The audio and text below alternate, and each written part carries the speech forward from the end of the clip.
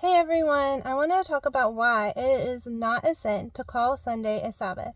Now, what is better is calling it Rishon for risen, okay? Rishon, rise on, okay? So, it was before we were born, before Yeshua took the cross, that this day was established as a day of the resurrection. And it shows that our language, our English language, is ordained for risen. See, it is an ordained language. Now, what is really, really awesome is, Sabbath doesn't always fall on Shabbat, which is Saturday. And this is Shabbat. Happy Saturday, everyone. Now, Shabbat doesn't always fall on Saturday. They also have new moons and stuff like that. Now, new moon is a Shabbat for women. Traditionally, is a Shabbat that celebrates women, and it can fall on any day of the week. It is called Sabbath. It is called Shabbat. Sometimes Shabbat falls on 2 days of the week. So they'll have Shabbat, they'll have 2 double Shabbats. You see, so from sunset to sunset to sunset, depending on the Jewish feast day. Those will fall on different days. See? So that is important to try to keep those feast days, because it is written, always keep holy the Shabbat.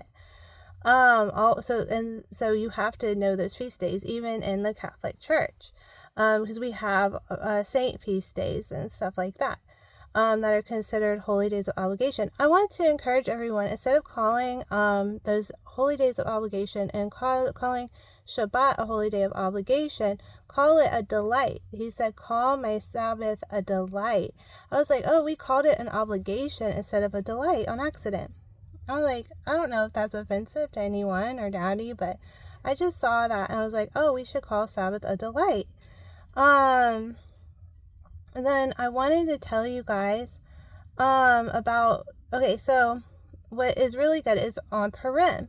Purim is a feast day that the Israelites established themselves, okay? So Israel established Purim as a holy day. And so, it is interesting that they said the Catholic Church cannot declare Rishon a Shabbat. So that's the speculation right now, is can the Catholic Church declare Rishon a Shabbat? Well, they could call it a holy day either way, or a sabbatical.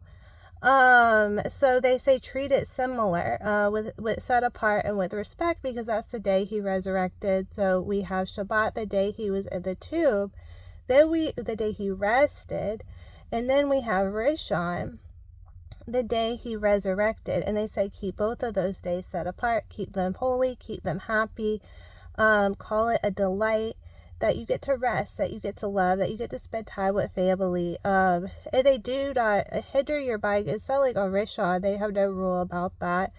They just say keep it limited, because the mark of the beast is actually greed.